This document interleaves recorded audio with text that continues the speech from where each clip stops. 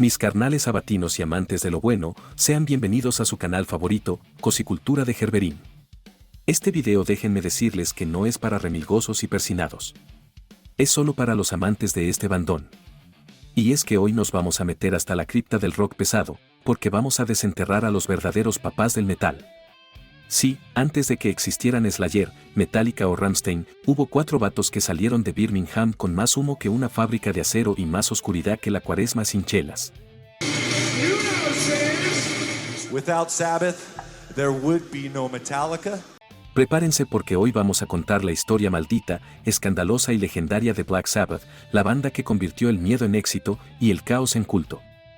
Pero antes de que se abran las puertas de este averno, ya se la saben, suscríbete, deja tu like sabático, compártele este video al amigo rockero que te llevó a tu primer toquín, y déjanos en los comentarios si tú también escuchaste a Iron Man con audífonos y sentiste que te poseía un demonio.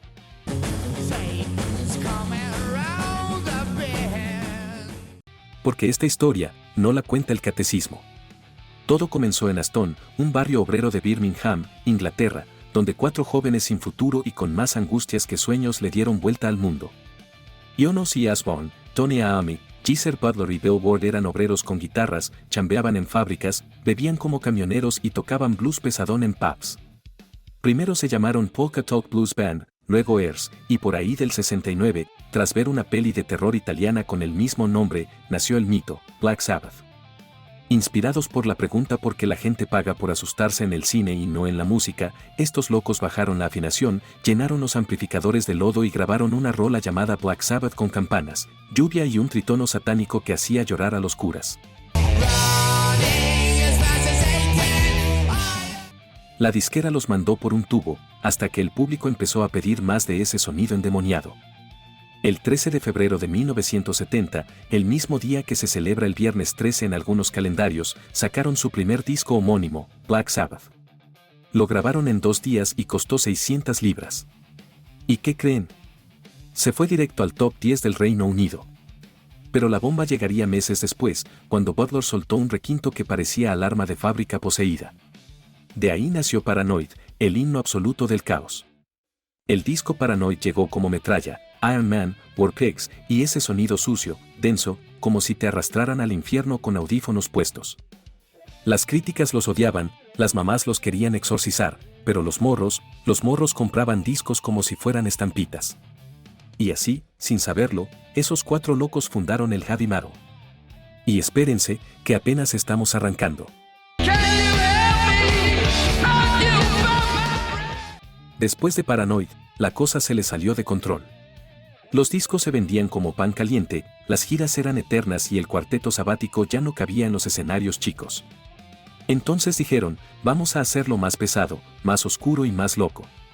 Y tómala, en 1971 lanzaron el legendario Master of Reality, ese disco que muchos consideran el ADN del Doom, el Stoner y hasta del Sludge Metal.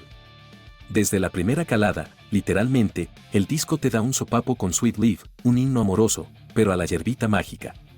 Ozzy tose al principio porque se le fue la inhalada y la dejaron como intro. La letra era una carta de amor a la verde, y aunque la radio se escandalizó, los fans se lo aprendieron de memoria. Le siguieron joyitas como Children of the Grave, con requintos más densos que un bolillo sin migajón.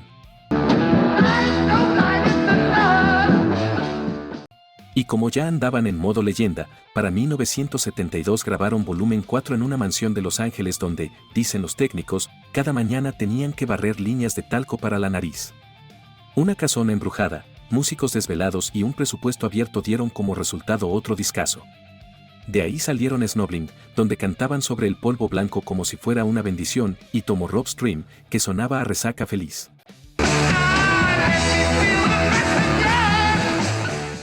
Pero no todo era requintos y gloria.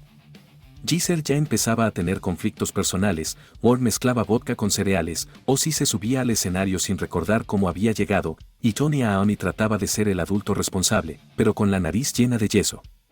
Y entre todo ese relajo, se les ocurrió ponerse sentimentales y lanzaron Changes, una balada con piano que hablaba de rupturas, pérdidas y nostalgia.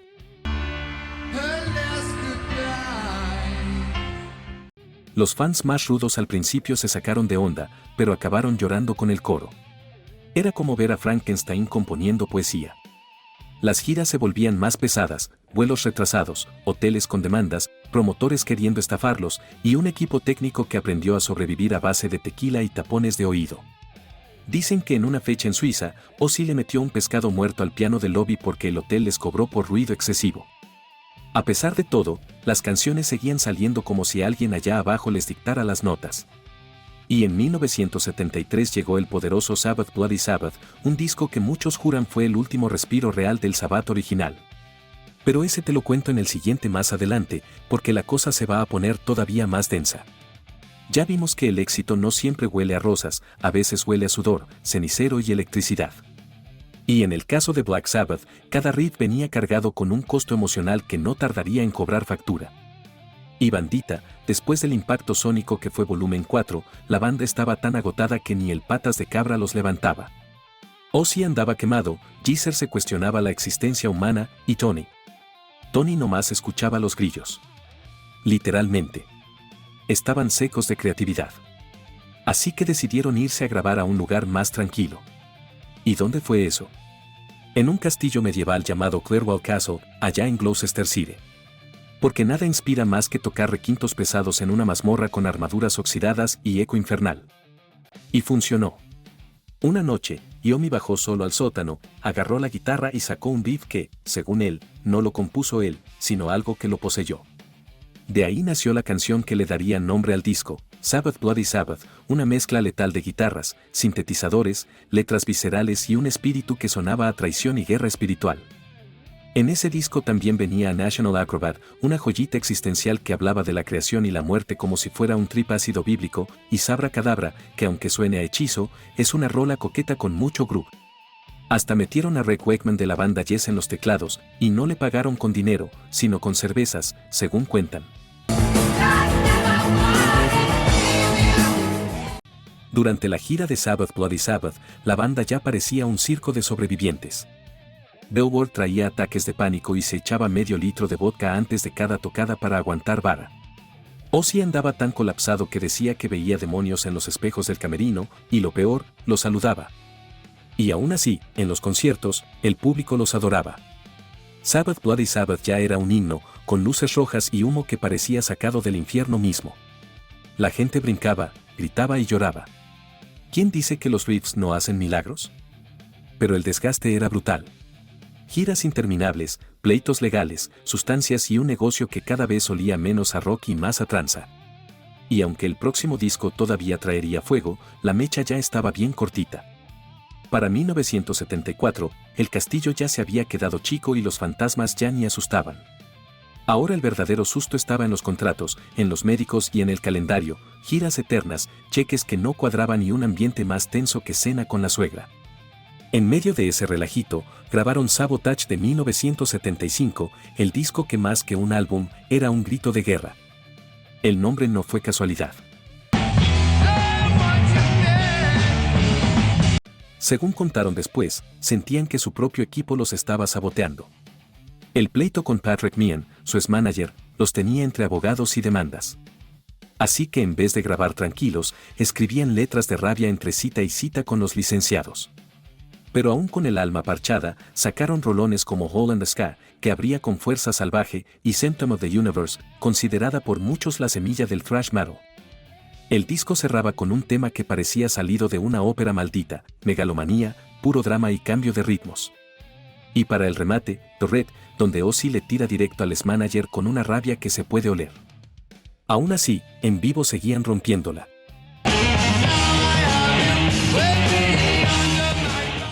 En algunos conciertos, la banda abría con Symptom of the Universe, se lanzaban un medley con Snowblind y War Pigs, y cerraban con Paranoid en un mar de luces rojas, humo y aplausos de ultratumba. En 1976 grabaron Technical Ecstasy, intentando cambiar un poco el rumbo. Lo hicieron en Miami, con palmeras y todo, para alejarse del ambiente inglés. Pero el calor no curó las tensiones. El disco fue más experimental, con rolas como Backstreet Kids, You Won't Change Me y la sorpresiva It's Alright, cantada por Ward, que mostraba un Sabbath más relajado, casi optimista. Pero el público no supo qué pensar, porque ni era el viejo Sabbath, ni algo completamente nuevo. En 1978 lanzaron Never Say Die, su último disco con Ozzy en esa primera etapa. El sencillo Never Said I Juniors As intentaron mantener viva la llama, pero ya todo olía a despedida.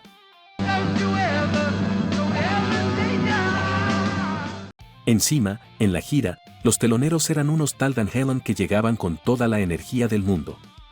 La comparación no perdonaba. Finalmente, en abril del 1979, se tomó la decisión. Ozzy fue despedido. Según Iommi, era necesario para salvar a la banda. Según Ozzy, fue la traición más grande de su vida. La separación fue como un divorcio con custodia compartida. El Sabbath original se rompía, pero lo que venía era otra historia. Y sí, también ardería. Ozzy ya no estaba. El loco del barrio había salido por la puerta trasera, y Black Sabbath parecía tambalearse como casa de madera en huracán. Pero como buen mito oscuro, cuando todo pintaba para funeral, llegó el renacimiento. Corría 1979 y el grupo conoció a Ronnie James Dio, ex vocalista de Rainbow, en un bar del Sunset Strip. Iommi lo invitó a una improvisación, tocaron Children of the Sea, y la química fue tan brutal que casi firman el contrato en una servilleta.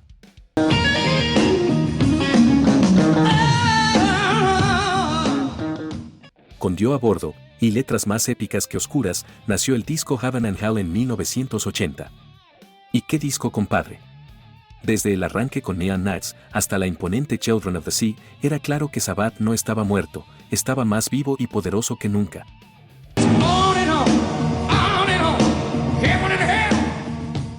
Pero la joya de la corona fue Heaven and Hell, una rola que parecía misa pagana, himno vikingo y mantra apocalíptico todo en uno. Su estructura hipnótica, la guitarra de Iommi como espina dorsal, y la voz de Dio contando historias de luz y sombra con una seriedad que te dejaba con los pelos de punta. Las giras retomaron fuerza. El público estaba dividido, unos lloraban a Ozzy, otros se entregaban al nuevo profeta.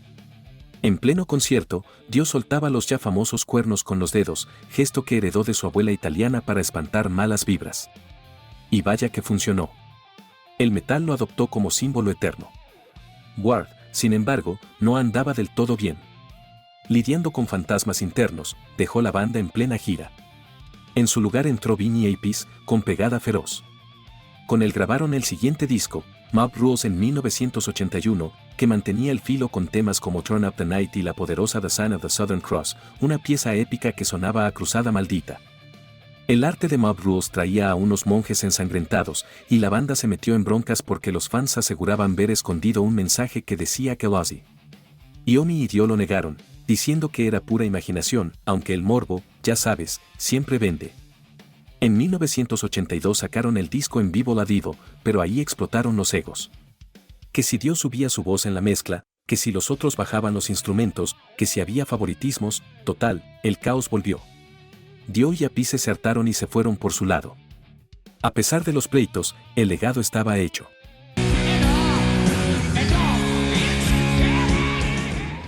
Heaven and Hell y Mob Rules no solo revivieron a Sabbath, marcaron un nuevo capítulo en la historia del metal.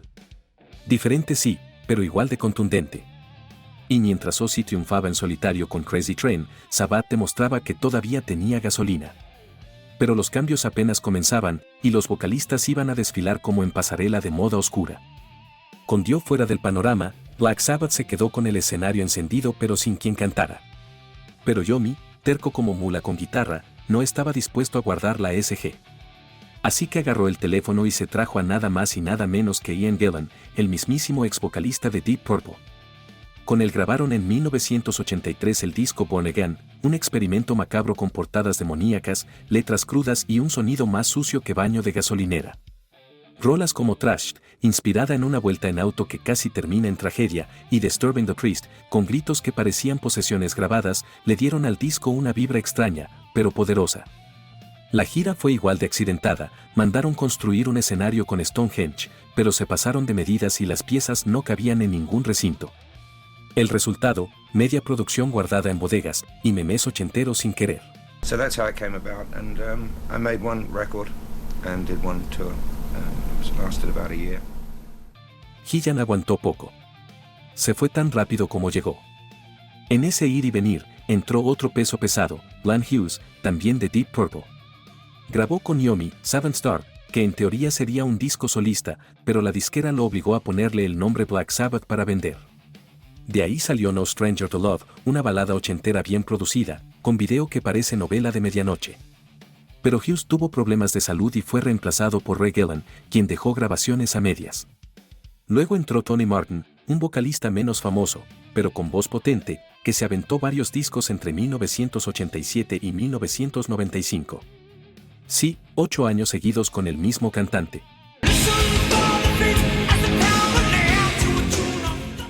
Cassie Record.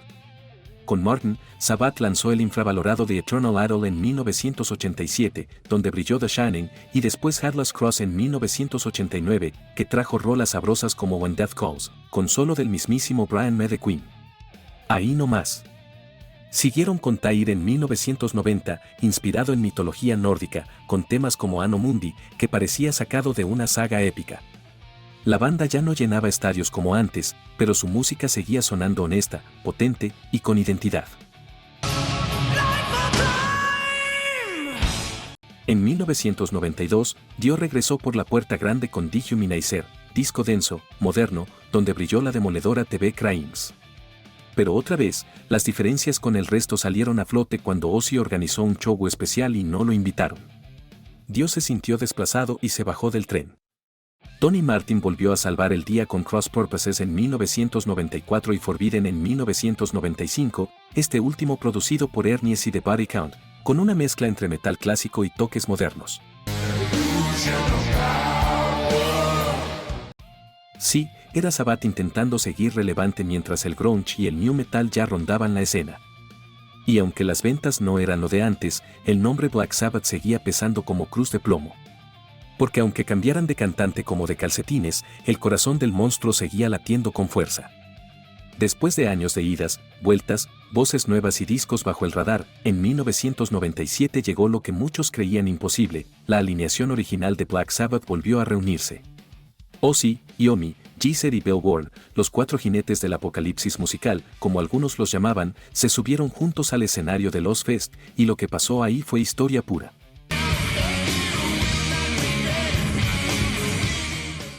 Los fans lloraron, los periódicos rockeros hicieron fiesta y los boletos volaron como hostias de comunión en Semana Santa. Fue tanta la euforia que en 1998 grabaron el disco en vivo Reunión, grabado en Birmingham, su tierra natal.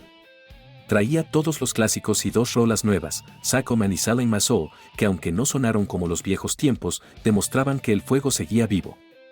Eso sí, la salud ya no era la misma.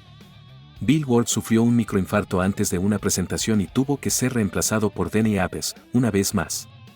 Pero la gira siguió. Porque cuando el público coreaba War Pigs o Iron Man, se sentía como si el mismísimo Mefistófeles estuviera en el pit. En 2006, tras unos años de calma y giras esporádicas, Dio regresó, pero esta vez no como parte de Sabbath, sino bajo el nombre de Heaven and Hell, junto a Iommi, Geezer y A.E.P.s. Grabaron un par de rolas para un recopilatorio y luego, en 2009, lanzaron el álbum The Devil You Know. Una joyita moderna, pesada, densa, con rolas como Bubble Black que mostraban que todavía podían escupir fuego. La gira fue exitosa, pero el destino tenía otros planes. En 2010, Ronnie James Dio falleció a causa de cáncer de estómago. Una noticia que sacudió al mundo del rock. Ozzy, con quien había tenido sus roces, lo homenajeó públicamente. Iommi lo recordó como una de las voces más grandes y un amigo eterno. Y en todo el planeta, las bocinas retumbaron con Heaven and Hell a todo volumen. En 2012, se anunció lo impensable, Black Sabbath regresaba otra vez con Ozzy, para grabar un nuevo disco. Pero no todo fue miel. Bill Ward se bajó del proyecto, alegando que el contrato que le ofrecieron era una falta de respeto. Según él, ni lo tomaban en serio ni le daban condiciones dignas. Sharon Osbourne negó estar detrás de eso, pero el chisme ya había explotado. Aún así, los ensayos continuaron con Tommy Clofidos en la batería. Iommi, para ese entonces, ya había sido diagnosticado con un linfoma, pero no dejó de tocar. El metal corría por sus venas más que el sedante Opie. Y mientras todo esto pasaba, el público se preguntaba, ¿será el último capítulo? ¿Volverán a grabar un disco completo? ¿O esta vez sí se apaga la vela? Pues no, todavía faltaba un rugido más del infierno. Y ese mi chavo venía cargado con Grammy, éxito comercial y un cierre con estilo. Y miren carnalitos, después de tanto reencuentro, pelea, lágrima y reconciliación, en noviembre de 2011 los 4 originales aparecieron juntos para dar una conferencia en Los Ángeles. El anuncio, Black Sabbath volvía oficialmente al estudio para grabar un nuevo disco con Rick Rubin, el productor de barbas épicas que había trabajado con Slayer, Johnny Cash y Red Hot Chili Peppers. El mundo del metal se volvió loco. Pero, semanas después, la maldición volvió a caer. Tony Iommi fue diagnosticado con linfoma y aunque la enfermedad era tratable, cambió por completo el ritmo del proyecto. Las grabaciones se trasladaron a Inglaterra para que Iommi pudiera recibir tratamiento mientras grababa. El tipo, fiel a su estilo, nunca dejó de tocar. Y como Billboard seguía fuera del proyecto por problemas contractuales, en su lugar trajeron a Brad Wilk, baterista de Rage Against the Machine. La mezcla de generaciones fue pura dinamita. El resultado fue 13, en 2013, el primer disco de estudio con Ozzy desde 1978. Y vaya que valió la espera. Desde el primer track, And of the Beginning, ya se sentía esa atmósfera oscura y pantanosa que los hizo famosos. Pero el trancazo comercial fue God is Dead, que se trepó al número 1 del mainstream rock y se llevó el Grammy a Mejor Interpretación de Metal. La crítica aplaudió, los fans se reconciliaron, y hasta los más escépticos aceptaron que el cuarteto, bueno, trío con refuerzo, había vuelto con toda la furia contenida. Otras rolas como Loner, Edge of Reason y Damaged Soul confirmaban que no era un regreso forzado, era un renacimiento auténtico. La gira 13 Tour fue monumental. Arrancaron en Oceanía, y de ahí se fueron a todo el mundo. En México, agotaron en minutos. En Sudamérica, los recibieron como leyendas vivas. Y en Europa, los trataban como si fueran profetas en gira de despedida. En los conciertos, se armaba un setlist brutal, abrían con More Pigs, metían God is Dead, como puñetazo fresco, y cerraban con Paranoid entre fuegos artificiales y gritos de miles. A pesar de estar en tratamiento, Iommi se rifaba noche tras noche. Detrás del escenario, el ambiente era más tranquilo. Nada de excesos del pasado.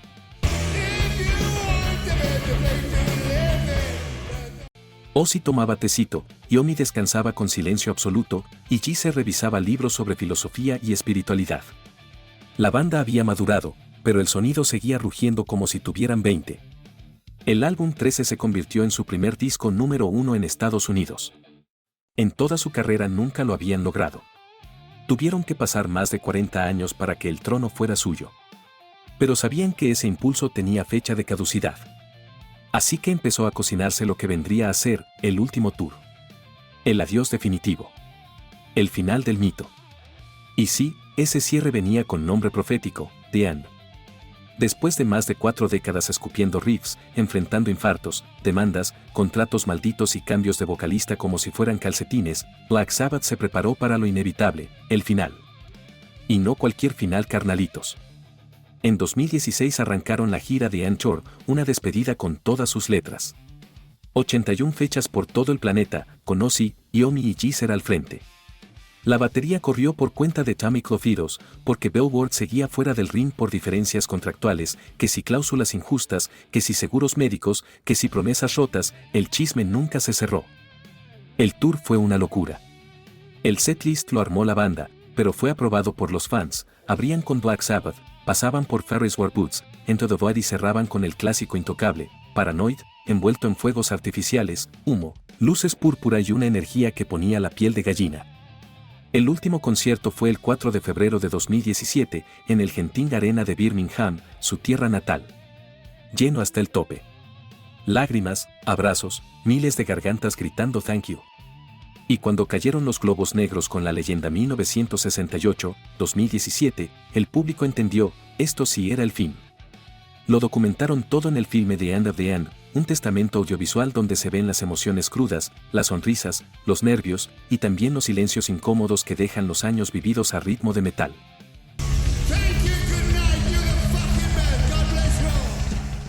¿Y por qué se acabó?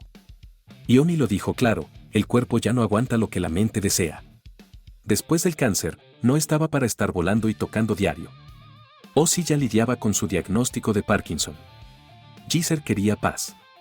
Y Ward, pues Ward aún esperaba el llamado que nunca llegó. Pero, como buena banda de leyenda, nunca digas nunca. En febrero de 2025, Ozzy soltó la bomba, habría un único show de reunión, llamado Back to the Beginning, el 5 de julio en Dello Park, Birmingham, a beneficio de la investigación contra el Parkinson y hospitales infantiles. Se presentarían Planet Caravan y The Wizard, que no se tocan juntos desde los 70. También se rumoró que Bill Ward aparecerá para al menos una rola, si el cuerpo y el contrato lo permiten. De invitados estarían Metallica y Slayer. Después de eso, nada más. Ozzy ha dicho que ya no se sube más. Iommi quiere seguir componiendo, pero desde casa. Geezer cuida su refugio animal en Gales. Ward pinta. Cada quien con su cruz y su riff eterno. Porque Black Sabbath no termina. Se vuelve inmortal.